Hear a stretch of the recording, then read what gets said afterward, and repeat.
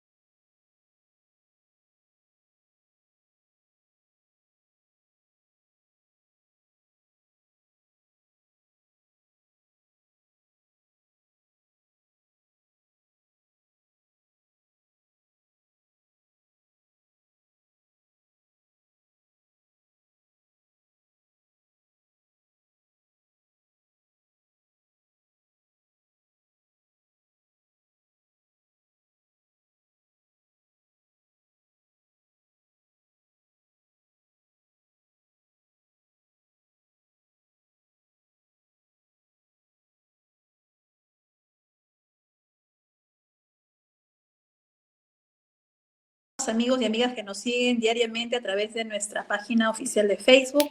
El día de hoy culminamos la semana de actividades en conmemoración al Día del Juez y la Jueza que celebramos el día 4 de agosto en todo el Perú. Y el día de hoy vamos a cerrar con broche de oro, en realidad, esta semana de actividades con una videoconferencia que estará a cargo nada menos que el doctor Luis Genaro Alfaro Valverde. Él nos acompaña el día de hoy y bueno, estamos ya con él en esta sala de reuniones para iniciar esta actividad. Nuestro saludo muy especial y bienvenida a Luis Genaro Alfaro Valverde, quien como siempre pues está siempre predispuesto a aceptar la invitación que le hacemos en nuestra institución. Voy a dar lectura antes de darle pase a nuestro invitado, un resumen de su hoja de vida. Luis Alfaro Valverde es profesor de la Academia de la Magistratura y docente ordinario a tiempo completo en la Pontificia Universidad Católica del Perú. Es máster en Derecho Público por la Universidad Complutense de Madrid, doctorando por la Universidad de Girona. Realizó una estancia de investigación en Alma Mater Studiorum University di Bologna en Italia, miembro del Instituto Iberoamericano de Derecho Procesal y del Instituto Vasco de Derecho Procesal, miembro del Grupo de Investigación de Derecho Procesal Crítico y Constitución. Ha sido invitado por la Corte Suprema como amicus curiae para la resolución del 10º Pleno Casatorio Civil. Así también es autor de La indemnización en la separación de hecho, publicado en Gaceta Jurídica, El principio de audiencia, evolución e influencia en el proceso civil, publicado por la editorial Bosch de Barcelona, El proceso europeo descansa cuantía, Derecho procesal civil europeo, publicado por la editorial académica española, Así también es autor de la iniciativa probatoria del juez, Racionalidad de la prueba de oficio, publicado por Grisley. También tiene participaciones en otras publicaciones en condición de editor y coordinador, además de haber publicado artículos científicos sobre epistemología, prueba, principio de audiencia y la forma oral del proceso civil. El día de hoy se encuentra con nosotros para tratar el tema fundamentos de la impugnación judicial. Le damos nuevamente la más cordial bienvenida al doctor Luis Genaro Alfaro Valverde. Le invitamos a iniciar su exposición. Muy bien. Muchas gracias, Erika. Gracias por la presentación. Quiero comenzar agradeciendo la gentil invitación de la Corte Superior de Justicia del Santa, que siempre tan amablemente consideran hacerme partícipe de eventos tan importantes, en este caso con ocasión del Día del Juez y de la Jueza. Así es que estoy muy, muy feliz y agradecido por la invitación, en la persona también, por cierto, del doctor Manso, el presidente de la Corte Superior de Justicia del Santa. Siempre es un gusto, como he dicho, estar compartiendo algunas reflexiones en la Corte del Santa, donde tengo los mejores recuerdos de mi paso por los juzgados civiles como juez, y sé muy bien la labor esforzada que hacen todos los magistrados, juez y juezas, diariamente, ¿no? Y en este contexto más todavía. Y más todavía, es que doy fe de eso porque mi esposa también es juez. Así es que tengo un conocimiento de todo el trabajo que hacen y les felicito por la labor que hacen, a pesar de las circunstancias que estamos viviendo incluso. Muy bien. El tema que quería compartir con ustedes está relacionado con de algún modo, con la teoría de la impugnación, ¿no? Es uno de estos clásicos temas que uno diría que a veces se da por conocido o sentado, ¿no? Es una especie de fundamentos de la impugnación. Sin embargo, como diría la clásica objeción hegeliana, muchas veces aquello que damos por conocido es lo que realmente desconocemos. Entonces, no queriendo incurrir en este error, me parecería que podría venir a bien refrescar el conocimiento y desde una perspectiva crítica de cuáles son las bases teóricas a partir del cual se construye estos medios de impugnación.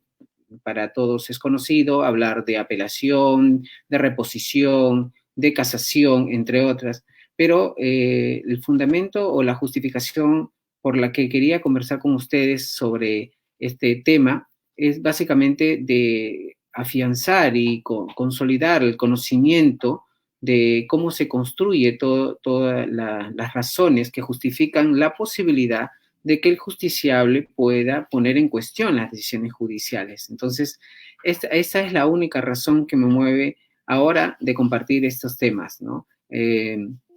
Diríamos que la mejor forma de poder celebrar el Día del Juez y de la Juez es haciendo lo que ustedes saben hacer, es decir, servir a la comunidad, a la sociedad, administrando justicia. Y de algún modo, el conocimiento de la impugnación se relaciona con esta posibilidad de servicio, porque además de las decisiones judiciales finales, está la posibilidad de ejercer un control de estas decisiones. Y una forma intraprocesal de generar este control es mediante precisamente los actos de impugnación o los actos impugnatorios. ¿De acuerdo? Entonces, esta sería la justificación de por qué fundamentos de la impugnación, por qué teoría de la impugnación si se quiere.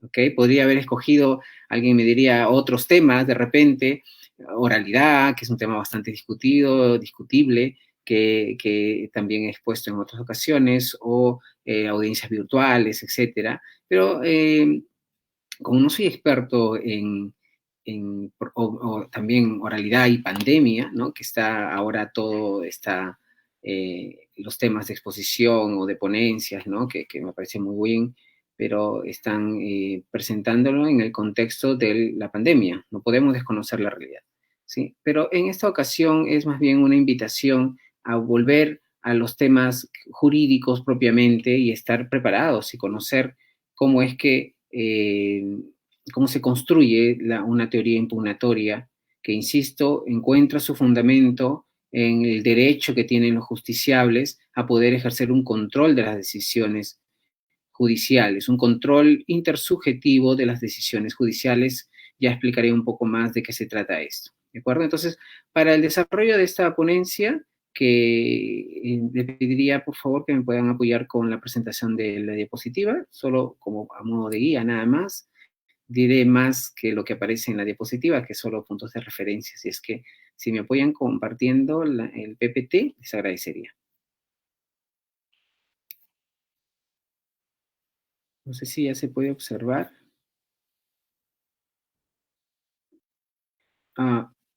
La verdad no, pero a ver, no. Ok, ok. No lo puedo observar la diapositiva, pero quizás porque no lo estoy viendo. A ver si me permiten. Mm, mm, mm. No, pero a ver.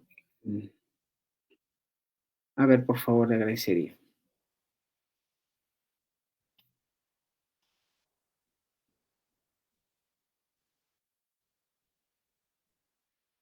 Imagen se está presentando, dice.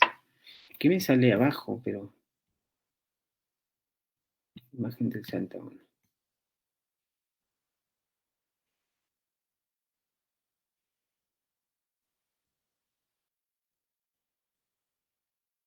Sí.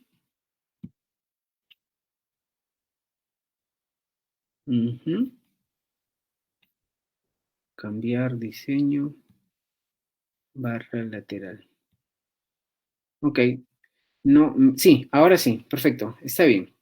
Ok, entonces, para comenzar esta exposición, quiero mostrarles el sumario o los tópicos que voy a tratar. No sé si aparece en la siguiente diapositiva.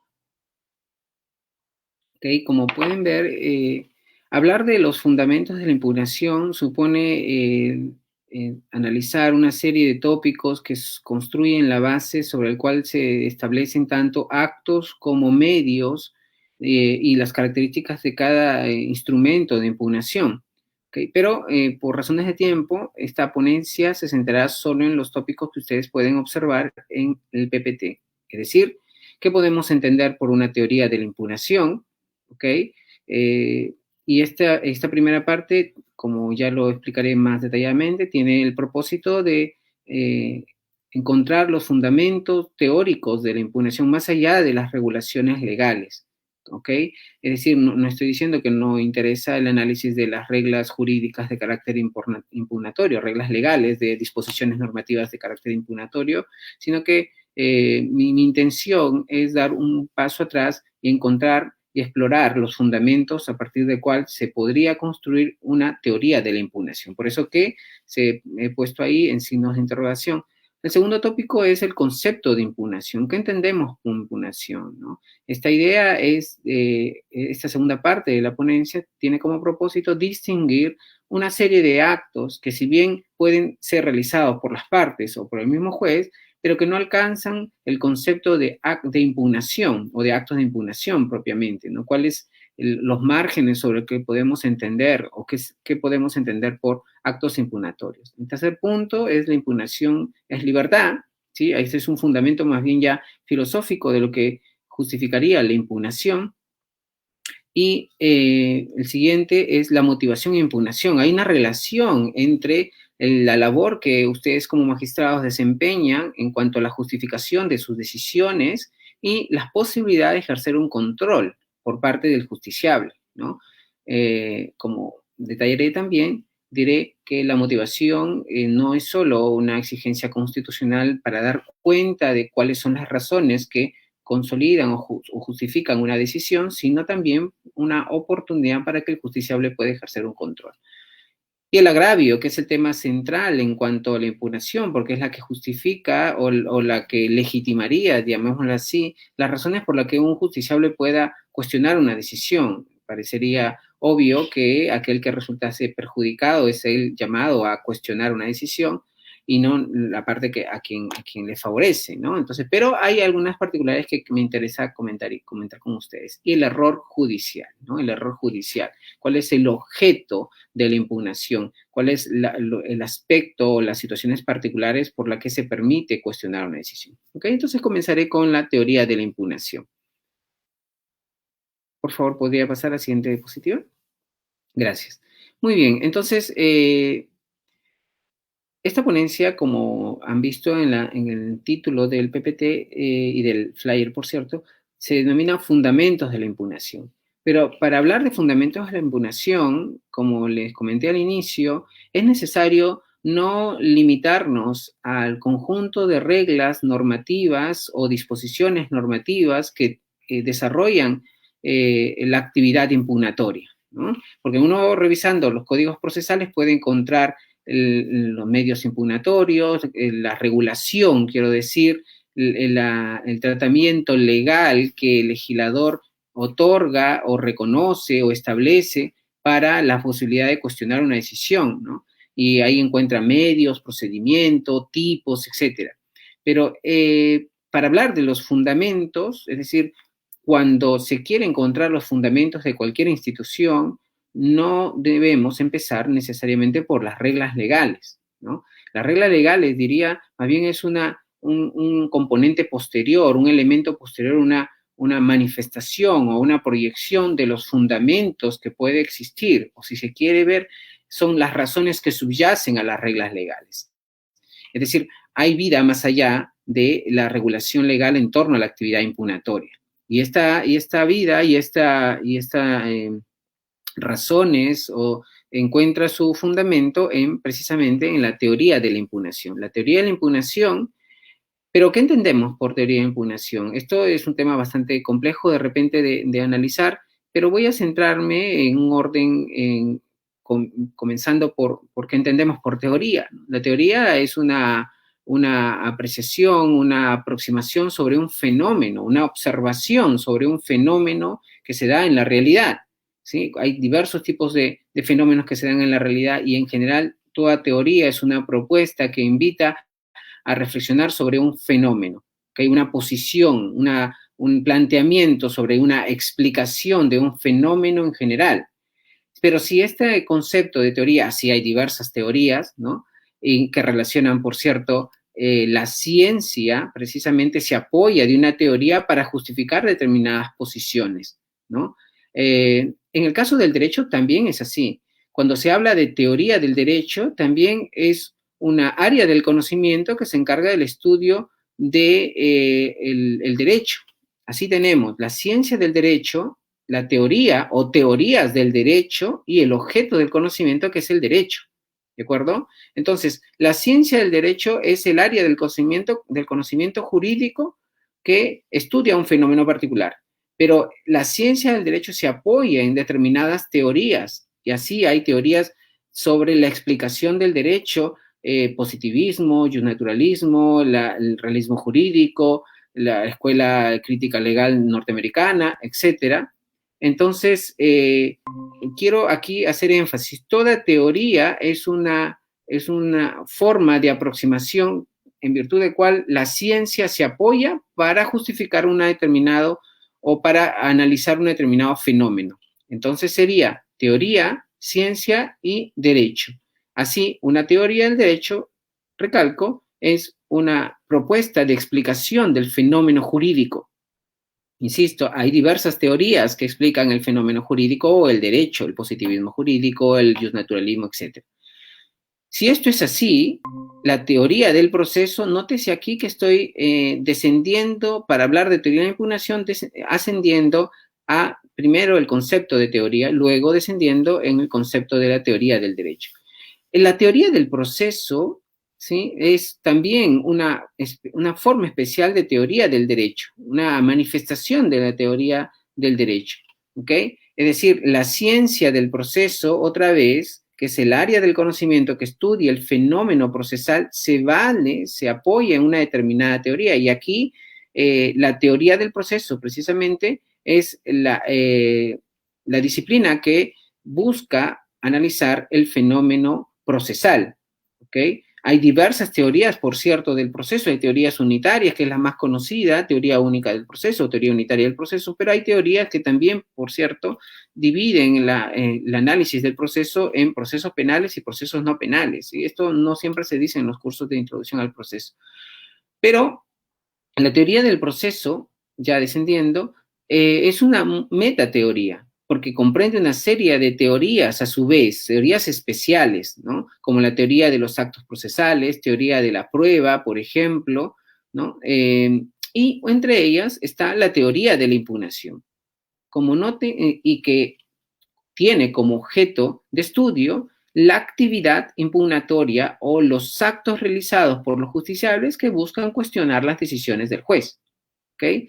Entonces, como notan en esta diapositiva, hay una relación en teoría de la impugnación, teoría del proceso y teoría del derecho, llegando al punto del sentido mismo de la teoría. ¿Ok? Entonces, cuando comenzaba diciendo de que una forma de comprender los fundamentos de las reglas procesales de tipo impugnatoria o los actos procesales regulados en los códigos procesales sobre la actividad impugnatoria, es importante para su comprensión acudir a los fundamentos, a las razones que justifican estas reglas de determinada disposición normativa. Insisto, no comprenderemos adecuadamente las reglas legales, procesales y la práctica judicial en torno al tema impugnatorio si es que primero no nos adentramos a explorar los fundamentos en los que se sustentan estas reglas legales, porque esto nos permitirá, desde una aproximación de la teoría de la impugnación, analizar crítica y reflexivamente también las reglas legales, porque en efecto muchas reglas legales son a veces incompatibles con la teoría de la impugnación,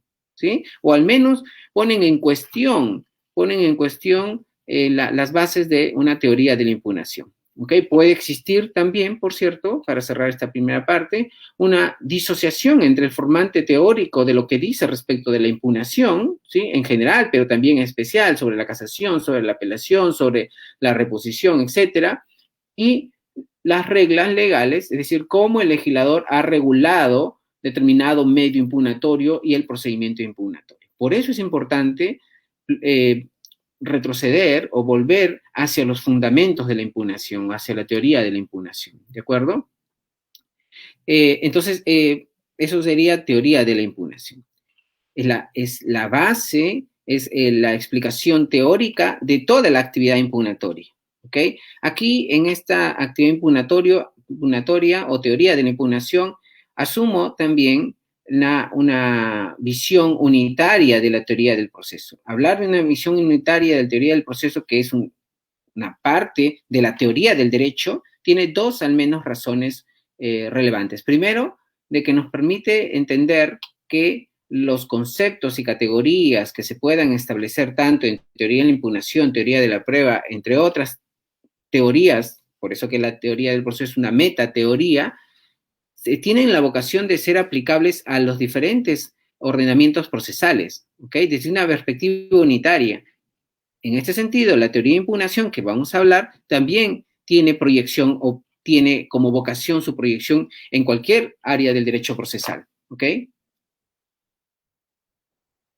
Además, hablar, entender o aceptar que la teoría del proceso se desprende de la teoría del derecho da cuenta de la necesidad, otra vez, para comprender una buena teoría del proceso, de acudir a la teoría del derecho, ¿sí? No podemos ser, digamos, autosuficientes en el conocimiento jurídico procesal si es que no mantenemos una comunicación o relación teórica con la teoría del derecho, pero no solo la teoría del derecho, sino también el derecho constitucional o el mismo derecho comparado, entre otros. ¿Okay? Entonces, hay una dependencia de la explicación de la teoría de la impugnación en el contexto de la teoría del proceso y a su vez en el contexto de la teoría del derecho. ¿De acuerdo? Siguiente diapositiva, por favor. Ok, ahora es importante entender qué entendemos o a qué nos referimos cuando hablamos de impugnación, ¿no?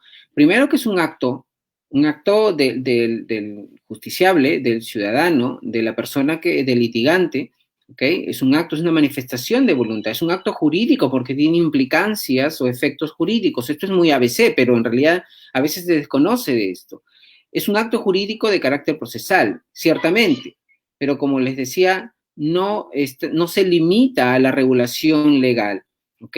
Quiero decir con esto que decir que la impugnación es un acto jurídico procesal no es solo identificar su regulación en el Código Procesal, sino es dar cuenta de que es un derecho, ¿sí?, del ciudadano, un derecho subjetivo del ciudadano, al punto de justificarse conforme al principio dispositivo, que seguramente ustedes habrán escuchado, es que es la libertad del ciudadano que permite ejercer su derecho o no, ¿sí? El acto jurídico procesal, como es la impugnación, se justifica en una manifestación de voluntad del destinatario de la decisión judicial. Quiero decir que si es que la persona considera que no quiere impugnar una decisión, simple y llanamente no lo hace, no está obligado a impugnar las decisiones. Puede ser como pasa, y seguramente en la Corte del Santa pasa comúnmente, las personas se encuentran conforme con las decisiones judiciales y simplemente no impugnan, ¿de acuerdo? El juez no está obligado a ejercer una articulación o dinámica impugnatoria, al menos como regla general. Luego podríamos discutir en el caso de la consulta de repente. Pero la regla general o el fundamento básico de la impugnación es que el justiciable ejerce este derecho o esta actividad. Insisto con esto que la impugnación o la actividad impugnatoria y el acto de impugnación se encuentra su base en el ejercicio de la libertad del ciudadano de querer impugnar. Por tanto, es un acto jurídico procesal porque supone una manifestación de voluntad y que tiene efectos o consecuencias jurídicas. Y el objeto de cuestión es el acto de las partes, del juez, perdón, del tribunal, del órgano colegiado o individual, quien sea, pero el objeto de cuestionamiento es la decisión del juez. ¿Ok? Entonces, nótese aquí que esta construcción de un concepto de impugnación toma como elementos principales el acto de las partes, un acto jurídico de las partes, obviamente los destinatarios de las decisiones y el acto del juez. De esta perspectiva, se excluye entonces como concepto de impugnación los actos que están destinados a cuestionar otros actos del proceso. Por ejemplo, los actos de las partes, o sea, aquel acto que se dirige contra otro acto de las partes, como por ejemplo las cuestiones probatorias, no entrarían en el concepto de una impugnación, ¿ok? Entonces, desde esta perspectiva, el concepto de impugnación está compuesto por elementos como actos de las partes y actos del juez, ¿sí? El objeto de cuestión de las partes es los actos del juez, exclusivamente los actos del juez. Luego diremos si estos actos pueden estar contenidos o no en resolución, si esta forma de distinguir entre remedios y recursos puede ser superficial de repente. Esto, no sé, si se hacen preguntas podemos discutirlas, pero en principio, insisto con esto o remarco este punto porque excluiríamos dentro de un concepto de impugnación otros actos de las partes que tienen como objeto cuestionar decisiones que no sean emitidas por el juez, por el órgano jurisdiccional, por el tribunal, ¿de acuerdo? El otro elemento dentro de un concepto de impugnación son los efectos, o sea, ¿cuál es el propósito? El propósito será que se declare nula o revoque la resolución. Aquí se habla de un efecto rescisorio y un efecto resolutorio. Es decir, cuando se pretende la nulidad de una decisión mediante un medio impugnatorio, sea un recurso, por ejemplo, que de hecho en rigor es el único medio impugnatorio, porque desde el concepto que estamos dando, los remedios en esta clasificación legal no alcanzarían el concepto de medios impugnatorios. Ahora explicaré un poco más sobre esto. Entonces, el efecto natural que generan los actos de impugnación es que se busca tanto la nulidad o la revocación. Obviamente, la parte que impugna no está buscando que se confirme, pero esto también es una posibilidad de respuesta del órgano revisor, ¿ok? Pero en principio se busca nulidad mediante un acto impugnatorio porque ha existido un error de carácter procesal y una revocación cuando hay una cuestión sustantiva o de análisis de derecho sustantivo que no ha sido bien trabajada en la decisión y por tanto se busca revocar. ¿Ok?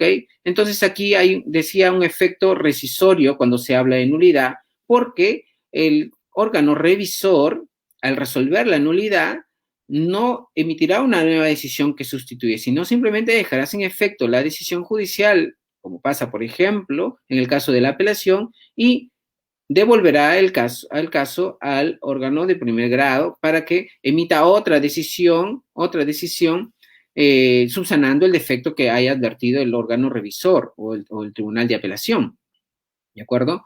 Y en el caso de la revocación, a diferencia del anterior, es que sí emite una nueva decisión que sustituye, tiene un efecto sustitutorio, ¿ok? Y cuando el órgano revisor estima una decisión, una revisión o una apelación, por ejemplo, entonces revoca, deja sin efecto, ¿no? Dicho en términos sencillos, si es que en primera instancia se declara fundada, en segunda instancia, si se revoca, se declararía infundada. Y esa decisión, ese efecto sustitutorio, ese efecto resolutorio, sustituye la decisión de primer grado al punto de que remite el expediente y el del juez de primera instancia no queda otra que cumplir la decisión judicial, ¿ok? Y el elemento central, entonces, diríamos que es un nuevo examen, ¿ok? Entonces, pero esto es importante, ¿ok? ¿Por qué? En este punto del elemento central. Porque, miren, esto podría dar pie a una explicación mayor sobre el derecho a la impugnación, el derecho fundamental a la impugnación, pero el elemento básico en la impugnación es que la posibilidad de un nuevo examen de la decisión judicial. ¿Okay? El concepto del derecho a la impugnación se agota en la posibilidad que da el Estado, ¿sí? O que reconoce al ciudadano, por cierto, que la decisión sea examinada por otro juez, ¿ok? O que se realice un nuevo examen. Cosa distinta será después si es que, dependiendo del diseño procesal, ese nuevo examen se realice por un juez del mismo grado, por un juez de otro grado superior o incluso por el mismo juez que emitió la resolución. ¿Ok? Nótese aquí entonces que el elemento esencial cuando se habla de impugnación es la posibilidad de un nuevo examen de la decisión judicial. Simple y llanamente. Discusión posterior será quién es o quién realiza ese nuevo examen o cómo se realiza o si es del mismo grado u otro grado. Eso ya dependerá del tipo específico de medio impugnatorio y también una política legislativa a quien uno considere o el legislador considere o el Estado legislador considere quien deba revisar una decisión o en todo caso decisiones que también no podrían ser revisadas, es decir, las decisiones que tienen la característica de ser inimpugnables también, ¿ok? Entonces, para cerrar esta parte del concepto de impugnación que es importante hablar, ¿no? Porque no se puede hablar de un fundamento de la impugnación o de una teoría de la impugnación si no al menos se comprende el concepto, los principios y categorías fundamentales de la actividad impugnatoria. ¿Okay? Si no tenemos claro el concepto o los márgenes de la impugnación, o qué se entienden por impugnación, uno podría decir impugnación a todo acto procesal y esto me parece muy incorrecto. Ahora, decimos entonces, recapitulemos, es un acto procesal de las partes, por tanto es una manifestación de voluntad del justiciable, es sustentado en el principio dispositivo, en la posibilidad de ejercer o no ese derecho que tiene el ciudadano, puede estar conforme con la decisión, les decía, contra las decisiones del juez, ¿sí? Contra las sentencias, las resoluciones del juez, y tiene como efectos que se declare nulo, dependiendo del error que ahora explicaremos, y o revocación.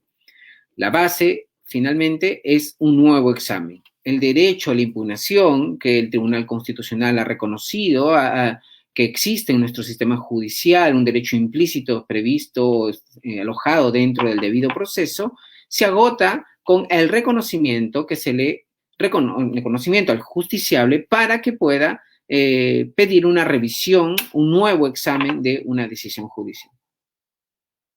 Siguiente diapositiva, por favor.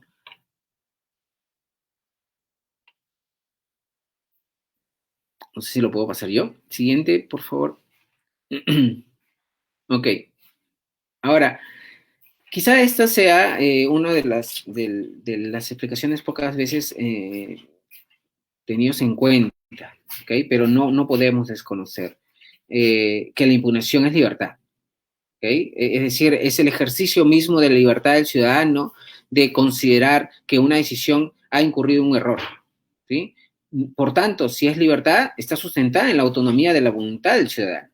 Esa es la base importante, porque cuando uno encuentra por ahí diseños procesales en donde se le reconoce al juez la posibilidad de que él mismo de oficio pueda revisar sus resoluciones, me parece que ahí entramos en un terreno en donde podría discutirse varias cosas, ¿ok? Si no se entiende que la impugnación es libertad, que la impugnación es el reconocimiento de un derecho fundamental al ciudadano a cuestionar al ciudadano, al justiciable, y se le dota al juez también la posibilidad de él mismo, de oficio, examinar una decisión, o en algunos casos, como cuando no se cumple los requisitos de admisibilidad o de procedencia, el juez de oficio puede, considerando la relevancia o la trascendencia de la decisión, de oficio dar por admitida o procedente un recurso de casación. Si quienes estamos al tanto de las reglas procesales,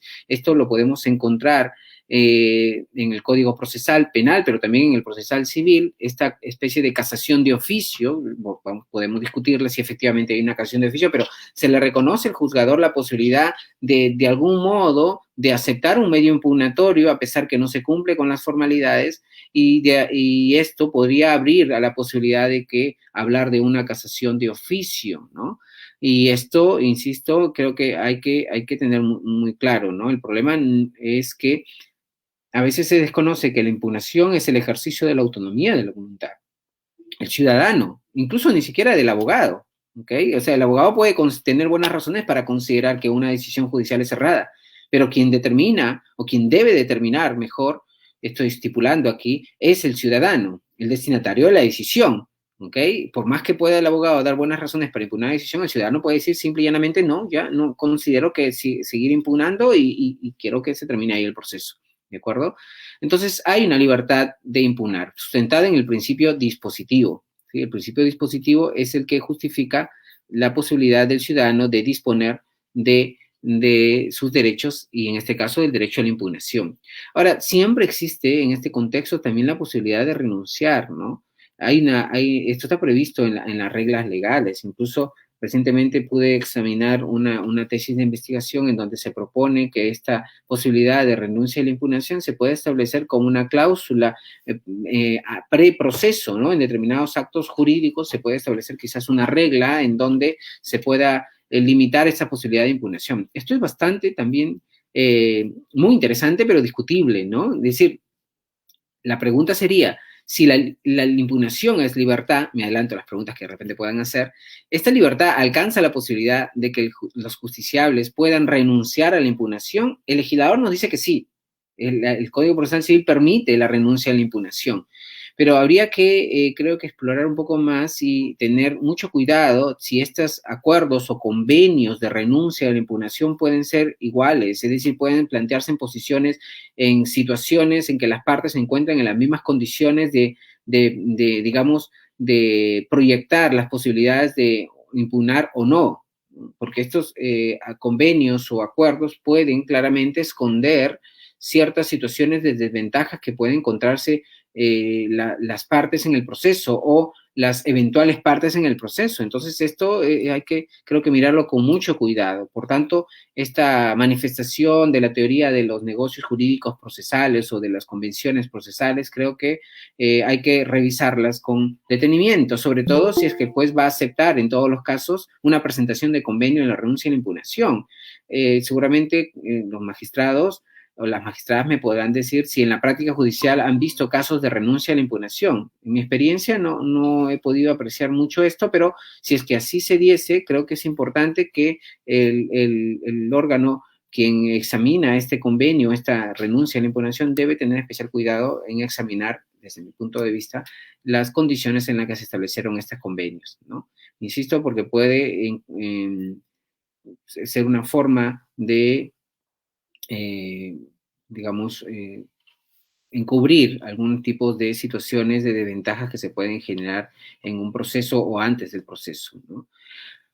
A ver, en esta parte de la impugnación como libertad, ¿sí?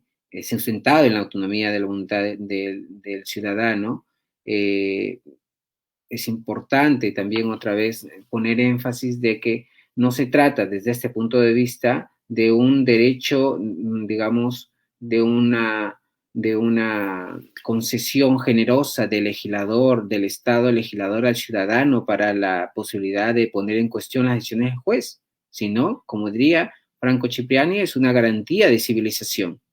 ¿Sí? La impugnación como garantía de civilización. Si entendemos bien esto, creo que debemos tener especial cuidado cuando hay reglas de inimpugnabilidad, porque el legislador, otra vez, y aquí conecto, como les decía al inicio, fundamentos de la impugnación con lo que dice el legislador. No siempre el legislador, o mejor, no siempre las leyes procesales de tipo impugnatoria van de la mano con la teoría de la impugnación. Muchas veces hay una disociación entre el formante teórico y el formante legal. El legislador establece reglas que muchas veces son contrarios, ¿sí?, a la teoría de la impugnación. Entonces, ahí creo que es importante reflexionar. Por eso que este llamado a explorar los fundamentos de la impugnación encuentra una justificación porque nos permite tener una actitud crítica y reflexiva sobre las regulaciones legales en materia de impugnación. Pero pongo énfasis nuevamente que la impugnación, como diría Franco Cipriani, no es una generosa concesión que hace el Estado legislador para que el ciudadano pueda poner en cuestión las decisiones del juez, sino más bien es una garantía de civilización. Es una garantía de civilización principalmente. ¿Ok? Y digo esto porque desde el punto de vista de los derechos fundamentales, la posibilidad de impugnar como derecho fundamental de tipo procesal permite al ciudadano ejercer un control intersubjetivo de las decisiones del juez. ¿Sí? Esto es muy importante reflexionar al respecto. Diré algo más en la siguiente diapositiva. Por favor, ¿podría pasar la siguiente? Ok. Y esta es la parte en donde relacionamos la motivación y la impugnación. ¿Okay? Es decir, otra vez, la labor y actividad de los juzgadores y la labor y actividad del ciudadano, del justiciable y de los abogados de los justiciables, ¿no?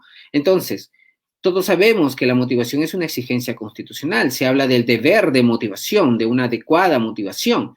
Es decir, la necesidad de que las decisiones de los jueces y juezas ofrezcan argumentos que justifiquen esa decisión. Y aquí los estándares de motivación, desde la perspectiva del Tribunal Constitucional, son bastante altos. Hay una exigencia alta de motivación, ¿no? Y dando cuenta de que existen problemas en la motivación, sobre todo en la motivación de la premisa menor, del aspecto fáctico, ¿no? Esto se ha podido advertir que a veces los problemas que se advierten no en pocos casos, no se encuentra tanto en la premisa normativa, donde podría uno identificar el elemento normativo legal que nos permita aplicarlo al caso, aplicar un proceso, un método para extraer un sentido, es decir, un método de interpretación, y luego aplicarlo al caso, entre tantas interpretaciones que se le puede reconocer a una disposición normativa. Distingo aquí norma de disposición normativa, ¿ok? Pero el problema quizás medular, ¿sí?, en cuanto a las motivaciones, se encuentran en la premisa menor, en la motivación de las decisiones fácticas o de las decisiones sobre los hechos, mejor. ¿Okay? Y es que aquí también a veces se establecen, en cuanto a la motivación de la premisa fáctica, frases como valorando conjuntamente los medios de prueba, se extrae la conclusión. ¿Sí? No es este el lugar en donde, o el tiempo mejor, o la oportunidad donde pueda explayarme más sobre los problemas de motivación sobre la premisa fáctica o sobre los hechos, ¿sí? Pero creo que es importante que nos detengamos aquí porque dependiendo de ello, ¿sí?, el justiciable puede tener la oportunidad de cuestionar. Una obra fundamental en torno a la motivación es la obra de Michele Tarufo, ¿sí? Es la motivación de la sentencia, en donde él pues pone en cuestión y en relieve la relación entre motivación e impugnación, ¿ok? Y nos dice que la motivación no es solo el derecho que tiene el ciudadano a que las decisiones emitidas por el órgano jurisdiccional ofrezcan razones que solventen una determinada decisión, ¿ok? Una determinada fallo o forma de resolver, sino que también permite al justiciable la posibilidad de ejercer un adecuado control, de la decisión judicial. Dicho en otros términos, si no hay una adecuada motivación, tanto en la premisa mayor como en la premisa menor, las posibilidades de control se debilitan, se hacen difíciles o complicadas. Por eso que también conecto aquí la motivación de la decisión judicial con una valoración racional de las pruebas también, ¿sí? Y pongo énfasis en la motivación de la decisión sobre los hechos. Si no hay una adecuada motivación de la decisión de los hechos, el justiciable, a través de su abogado, difícilmente podrá ejercer un adecuado control de esa decisión. Quiero decir que no podrá ejercer o utilizar los medios impugnatorios de manera adecuada. ¿Ok?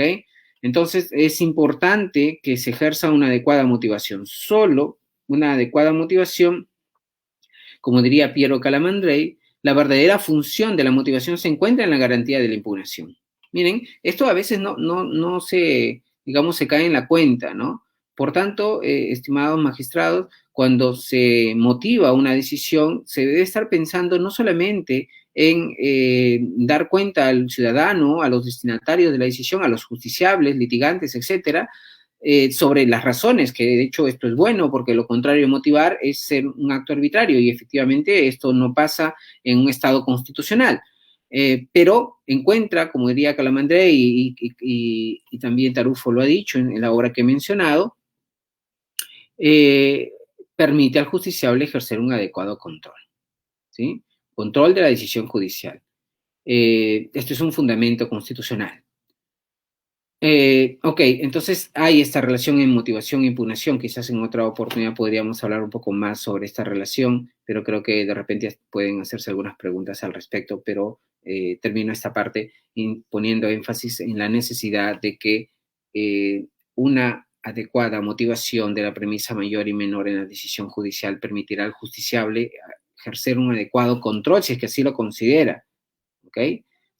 Y dicho a contrario sensu, si no hay una motivación, si esta motivación, sobre todo en la premisa menor que me ha tomado tiempos en investigar, valoraciones de tipo subjetiva, ¿sí? Intimista o de libre convicción, no son la forma de cuidar el derecho a la impugnación. No se puede cuestionar decisiones o difícilmente se podrá ejercer un medio impugnatorio si es que no hay una motivación de carácter racional que ofrezca razones y que el justiciable pueda decir en esta parte, en este extremo, ha existido un error, cual sea el tipo de error que pueda generarse, que ahora vamos a hablar al respecto también.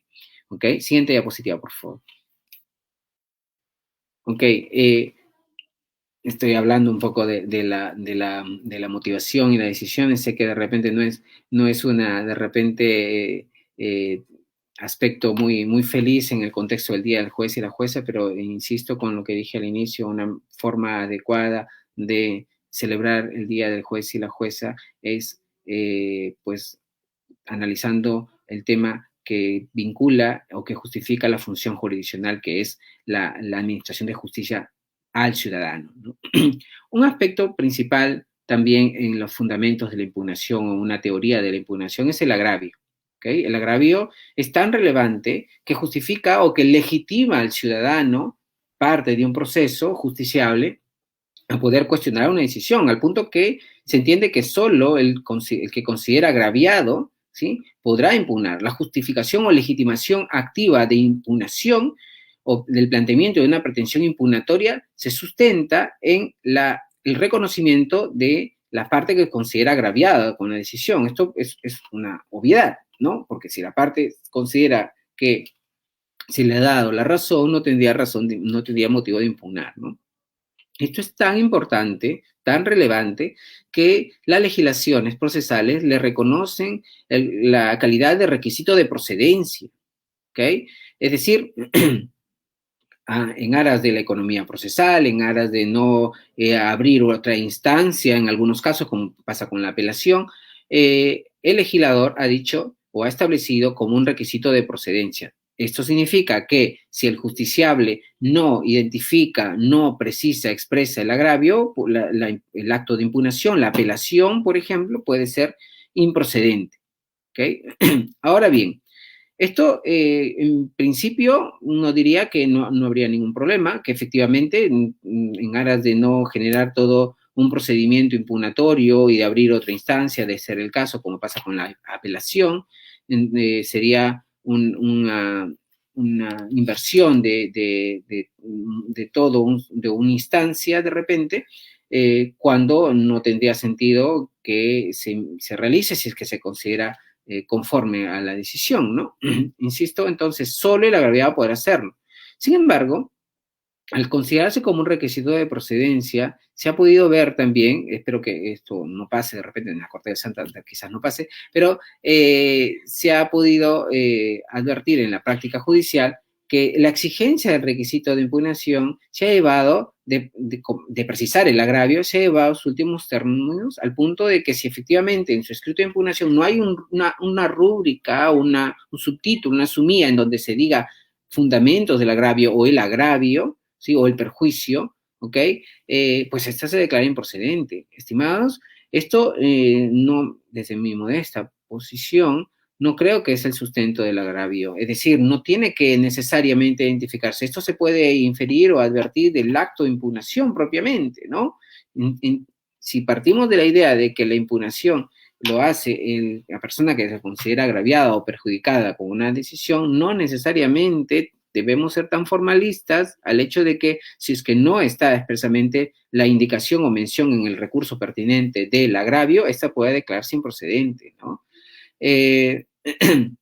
Ahora, esto se intenta superar en el proyecto de reforma del Código Procesal Civil, por ejemplo, se dice que el agravio no requiere necesariamente una mención o una sumía en el recurso pertinente, simplemente se puede advertir o mencionar, y esto no supone la improcedencia del recurso. ¿De acuerdo? Es decir, una exigencia formal de precisión del agravio puede poner en riesgo o en peligro una posible afectación del derecho a la impugnación. Y ahí creo que todos podríamos estar de acuerdo. Hay que ir un poco más allá de la presentación formal del recurso, y que si es necesario encontrar el agravio, hay que explorar en el escrito y encontrar el agravio pertinente. No es rechazar el sistema de justicia en otra instancia, otro grado, porque también está de por medio el derecho a la primera instancia, que creo que también es importante considerar. ¿Ok?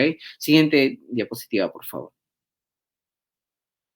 Bueno, ya para ir terminando este recorrido de algunos aspectos de los fundamentos de la impugnación, insisto, no se agota con esto, hay más, podríamos trabajar los principios de la impugnación, podríamos abordar otros temas, los tipos específicos de impugnación, ¿no? En fin, pero solo por razones de tiempo terminaré hablando de los errores judiciales, dando por sentado que se conoce los tipos específicos de impugnación, como son la reposición, la apelación y la casación, y los problemas que existen en cada uno de ellos, por cierto. Esta es solo una oportunidad para presentar aspectos relevantes de los fundamentos de la impugnación. Y cierro con el error judicial porque esto es una situación normal y natural, ¿sí? Que pasa con las decisiones judiciales, ¿no? Es decir, que puede, siendo la labor jurisdiccional una labor humana, están todos expuestos a errores, definitivamente. Claro que se espera que sean menos, se espera que no sean, digamos, errores de carácter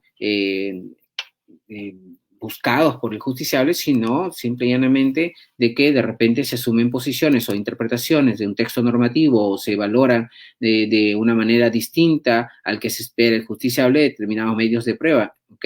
Esto no significa un acto arbitrario. El error judicial, ¿sí? Que es una situación patológica que se genera al interior del proceso, debe ser remediada con los medios impugnatorios. ¿Ok? Y al menos estos errores pueden darse de dos tipos. El error injudicando, que es el error en el razonamiento judicial, ¿ok?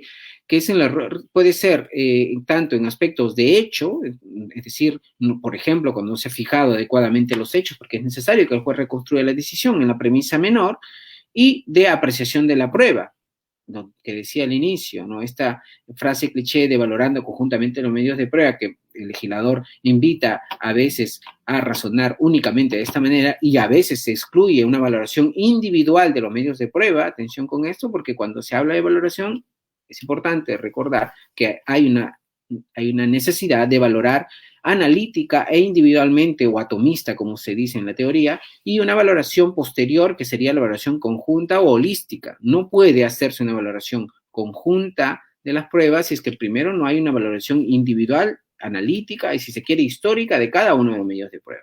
Solo así podría, de algún modo, superando otros estándares de prueba, hablarse de una valoración racional de la prueba. Pero el error que puede advertirse en una decisión judicial, un error humano, como todo acto humano puede incurrirse en error, puede estar en el razonamiento judicial, es decir, en el error de hecho o en el error de derecho.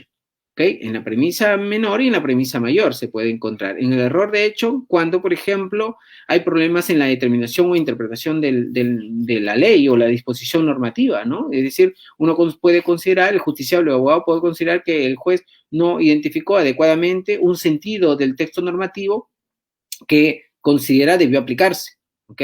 Y esto porque sabemos todos que una disposición normativa puede tener diversos tipos de sentidos o interpretaciones, ¿no? Entonces, el juez puede asumir una interpretación, pero de repente el justiciable considera que esa no es la interpretación más adecuada al caso y puede plantear una impugnación, sea apelación, advirtiendo un error de tipo injudicando, ¿ok?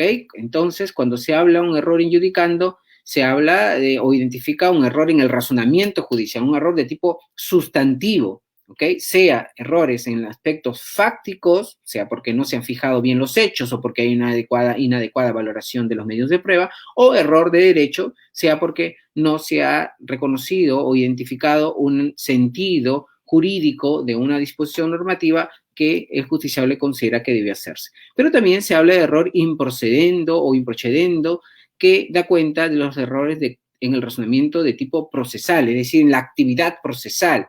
Y esto puede ser tanto en las propias resoluciones como en el procedimiento en sí mismo. ¿Okay? Es decir, durante el procedimiento de repente se han saltado algunas reglas legales en cuanto a la manera de proceder respecto de una actividad, quizás no se haya saneado el proceso y luego se llama audiencia de pruebas o se llama audiencia de pruebas de repente y no se ha actuado todos los medios de prueba. En fin, cuando hay errores de carácter procesal, se habla de un error improcedente. Esto es importante y cierro esta exposición porque nos permite también identificar los efectos que les dije hace un momento. Cuando uno identifica un error injudicando, el efecto natural es un efecto resolutorio. Es decir, el órgano revisor, el adquén, emitirá una nueva decisión que sustituirá, ¿ok? Si es que declara, si es que concede la apelación, o mejor dicho, si es que estima la apelación, por ejemplo, y declarando fundada la apelación, revoca la resolución, ¿ok? Recalco esto. Cuando se identifica un error injudicando, el efecto natural de estimar que el órgano revisor estime o atienda que efectivamente hay un error en el razonamiento judicial, la consecuencia natural es que se declare, revoque la resolución y por tanto hay un efecto sustitutorio, un efecto resolutorio, si se quiere, que sustituirá la decisión de primer grado. Más cuando se habla de un error improcedendo, el efecto es rescisorio, el efecto es que se declara nula el adquén o el órgano revisor, el tribunal de apelación, si se quiere, declarará nula simplemente la resolución, la sentencia, por ejemplo, y volviendo al estado anterior y nada más. No emite una nueva resolución, simplemente declara nulo para que el órgano de primer grado vuelva a emitir una resolución. En este caso es un error improcedente, ¿de acuerdo? Muy bien, creo que esto sería todo. Termino mi exposición otra vez recordando la frase de Franco Cipriani que nos decía que la impugnación o el derecho a la impugnación no es una generosa concesión del Estado legislador, sino una garantía de civilización. Muchas gracias por su atención. Bien, muchísimas gracias, doctor Luis Genaro Alfaro Valverde. Tenemos algunas preguntas que nos han hecho llegar a través de los comentarios en nuestra página oficial de Facebook. Se las voy a ir transmitiendo una por una. Sí. A ver, la primera de ellas nos dice lo siguiente: ¿cuál sería la diferencia entre la prueba y el medio probatorio? ¿Y cuál de los dos valora el juez al momento de sentenciar y al momento de calificar la demanda? Ok. Respondo uno por una, ¿no? Sí, sí, ok. Sí, no hay problema. Mejor. Mire, Ya. sí, ok. Bueno, propiamente no ha sido mi intención en esta ponencia hablar de el razonamiento probatorio o teoría de la prueba, sino más bien centrarme en la impugnación. He hecho algunos matices cuando hablaba de motivación sobre la premisa menor, pero una respuesta sería que la prueba es la categoría general. Cuando se habla de prueba, al menos hay tres conceptos o sentidos de la prueba que en la literatura procesal, pero en la teoría de la prueba también se conoce, que es prueba como actividad, prueba como acto, ¿cierto? Es un acto procesal, como lo es el acto de impugnación, y prueba como procedimiento, o, ¿sí? Con una serie de momentos o fases que sigue la prueba, y prueba como resultado o decisión final, cuando el juez al momento de decidir señala que un hecho está probado. ¿Ok? Entonces, tres al menos sentidos de la prueba. Cuando uno habla de prueba, al menos identifica tres sentidos. ¿Ok? Puede haber más, pero al menos esos tres sentidos. Prueba como acto, ¿sí? Prueba como actividad o procedimiento y prueba como decisión final. ¿Ok? En el caso de la prueba como acto o actividad, uno encuentra de que la parte puede o tiene la responsabilidad de acreditar sus hechos con determinados instrumentos o herramientas que les permite acreditar sus hechos. Y estos son los medios de prueba, ¿no? Entonces, por tanto, hablar de prueba es el concepto macro y hablar de medio de prueba es la categoría específica. El juez, al momento de la decisión final, analiza y valora o aprecia cada uno de los medios de prueba. ¿Ok? Entonces, la conexión entre prueba y medio de prueba encuentra en la decisión final un trabajo del juez en la valoración. El juez, por tanto, cuando realiza la actividad de valoración o apreciación de los medios de prueba, está trabajando con cada uno de los elementos de prueba que han pasado las diferentes etapas, pero está a su vez realizando labor probatoria, porque cuando otra vez realiza la motivación sobre los hechos, sobre la decisión fáctica, tiene que verificar y analizar cada uno de los medios de prueba que han pasado todos los momentos o fases probatorias. ¿Okay? Por tanto, si se quiere decir, el concepto de prueba es un concepto polisémico, ¿no? Tiene bastantes sentidos, al menos tres, las que creo que podría ayudarnos a comprender el fenómeno probatorio. Esto tiene una repercusión clara en la motivación y la sentencia, por supuesto. El juez tiene que, o los magistrados tienen que valorar o decidir tanto en los aspectos jurídicos normativos como en los aspectos fácticos. Y el aspecto fáctico no puede prescindirse de trabajar los medios de prueba, ¿no? Gracias. Bien, tenemos otra pregunta. Nos dicen, ¿cuál sería la diferencia entre el error injudicando y el error incomitando conforme a las reglas de la argumentación? Sí, miren, en la clasificación de los errores, según mi modesto parecer, los más aceptables o los que encuentran mayor solvencia son los que he mencionado. El error incontando, a mí no me parece que sería un aspecto o un elemento propiamente a ser considerado como un error, ¿no? Yo diría que hablar de error injudicando y improcedente son los que pueden explicar mejor, esta clasificación explica mejor los errores judiciales. ¿Ok? Entonces, por tanto, el error que se ha mencionado me parece que ya se encontraría subsumido al menos dentro del error injudicando propiamente, ¿no? En la interpretación del texto normativo. ¿Ok? Entonces, desde mi perspectiva, podría simplemente ser útil hablar de una clasificación de error en improcedendo y error injudicando propiamente, considerando la primera como un error en las actividades procesales, en el procedimiento o en la misma formalidad de la resolución, y error injudicando en error en el razonamiento judicial, es decir, en error en el aspecto sustantivo, en el análisis del derecho material en el caso concreto. Bien, Héctor Cornejo nos pregunta lo siguiente: si el fin de la Corte Suprema es la unificación de la jurisprudencia, la interposición de casación per se también debería entenderse como un correcto uso del derecho de impugnación. La última parte, si el fin de la Corte Suprema es la unificación de la jurisprudencia, ¿me dijiste por favor, Erika? Nos dice, si el fin de la Corte Suprema es la unificación de la jurisprudencia, la interposición de la casación per se también debería entenderse como un correcto uso del derecho de impugnación. Uso del derecho. Ok, perfecto. Sí, la casación, desde mi modesto punto de vista, encuentra un sustento en el derecho a la impugnación, definitivamente. Ahora, la pregunta sería si es el único motivo que, digamos, que inspira el recurso de casación. Y aquí tendríamos que hacer un recuento histórico cómo ha sido concebido la casación o el recurso de casación o el tribunal de casación, sobre todo en su origen histórico francés, donde nace en la Corte de Casación. Pero esto ha variado en el tiempo, porque al ser un órgano político al inicio, en su creación, ha pasado a ser un órgano jurisdiccional o una actividad o un fenómeno jurisdiccional, ¿no?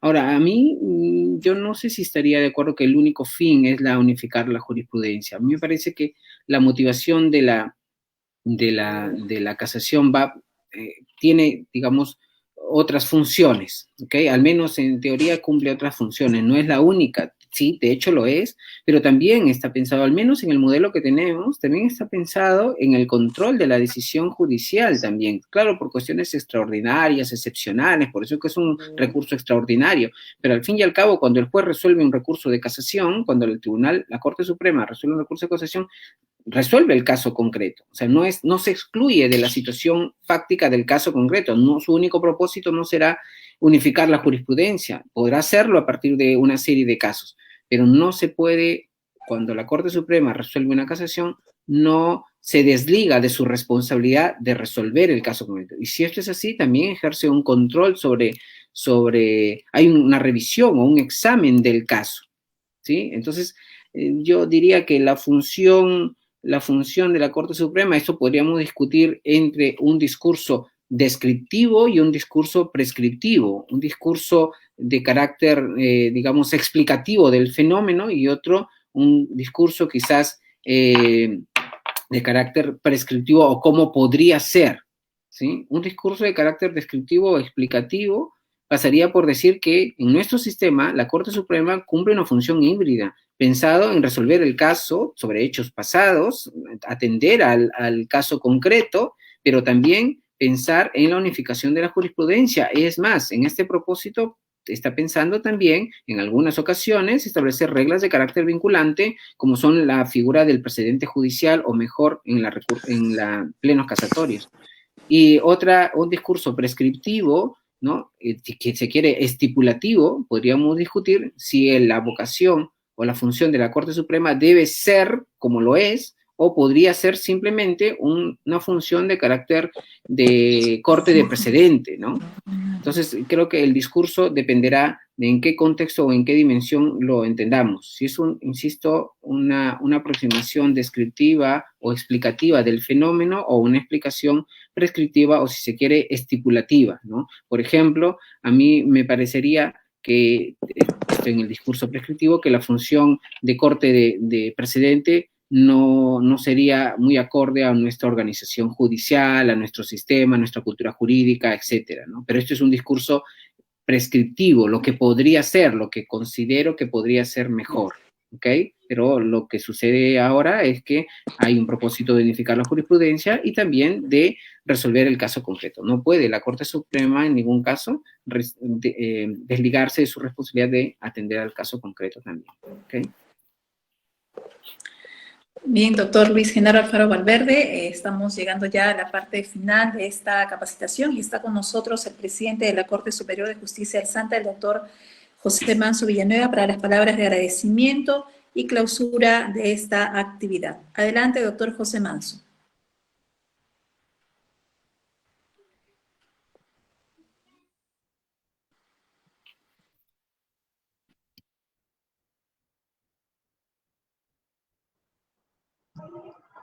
Doctor Luis Genaro Alfaro Valverde, es un honor tenerlo en esta oportunidad, en esta videoconferencia de suma importancia. Quiero pues saludar su brillante exposición sobre el tema fundamento de la impugnación judicial. Es de suma importancia para los operadores jurídicos, en el cual pues como usted ha podido explicar muy bien sobre el tema de la motivación de las resoluciones judiciales por parte del juez, ¿no? En el cual deben justificar, pues, su decisión con argumentos razonables y de acuerdo a ley. Pero también es importante también precisar que las partes procesales, al momento, pues, que puedan realizar sus impugnaciones, también lo hagan, lo motiven o fundamenten debidamente para que el órgano superior pueda evaluarla y resolver, pues, conforme a ley. Saludamos, doctor, su constante apoyo a nuestra Corte, en forma permanente, pues nos viene apoyando con importantes capacitaciones, y de verdad, a nombre de la Corte, le agradecemos esa predisposición que tiene con nosotros, y no era pues para menos que el día de hoy, cerrando con broche de oro, como dicen, el día de hoy estamos pues concluyendo ya el ciclo de capacitación con motivo del Día del Juez y la Jueza, que empezó desde el día del viernes 31, ¿no? En el cual tuvimos la oportunidad de poder contar con la participación del doctor Raúl Rodríguez Soto, quien nos habló sobre el procedimiento administrativo disciplinario de la DENMA. También nos acompañó el doctor Javier Arévalo Vela, que nos habló sobre vigilancia, prevención y control del COVID en el trabajo. El día lunes nos acompañó el magíster César Higa Silva, que nos habló sobre la identificación de las cuestiones en discusión para organizar el contradictorio entre las partes, temas de suma importancia, así como también el día martes tuvimos la participación del doctor Leonardo Holman, relacionado a la incorporación de la prueba material en el juicio oral. El día miércoles tuvimos también pues la conferencia sobre el principio del proceso oral y las nuevas tecnologías, cuyo expositor fue el doctor Ramiro Bustamante Segarra. El día de ayer tuvimos la participación del doctor Alonso Peña Cabrera, quien nos habló sobre el caso de violencia familiar, género y delitos. Y en esta oportunidad pues su persona nos ha ilustrado con su brillante exposición sobre los fundamentos de la impugnación judicial. Quiero también aprovechar la oportunidad para agradecer a los organizadores que han permitido poder realizar estas actividades académicas, como es el programa de acceso a la justicia de poblaciones en condición de vulnerabilidad y justicia en tu comunidad, al área de capacitación del ETI civil, al área de capacitación de la oficina de personal, y también a la Comisión de Capacitación de Magistrados de esta Corte Superior de Justicia del Santa. También agradezco a las personas pues, que han participado en las distintas conferencias organizadas por esta Corte, y hemos visto pues, que a través de las redes sociales hemos tenido bastante acogida. Eso significa pues, que nos estamos capacitando permanentemente, abogados, jueces, trabajadores judiciales, estudiantes de Derecho y la comunidad en su conjunto. Con estas palabras estamos culminando pues, o concluyendo las actividades académicas con motivo del Día del Juez y la Jueza. Muchas gracias. Bien, muchísimas gracias, doctor José Manso Villanueva. Doctor Luis Genaro Alfaro Valverde, como siempre es un honor tenerlo con nosotros para estas actividades de capacitación. Muchísimas gracias también a todas las personas que nos acompañan, como siempre, a través de nuestra página oficial de Facebook, en estas capacitaciones que venimos realizando de manera virtual. Ya estaremos nuevamente comunicándoles nuevas actividades. Comprometemos la participación nuevamente del doctor Luis Genaro Alfaro Valverde en unos próximos eventos académicos, los cuales estaremos ya comunicándoles oportunamente. Muchísimas gracias a todos por acompañarnos a través de nuestra página oficial de la Corte Superior de Justicia del Santa. Buenas tardes con todos ustedes.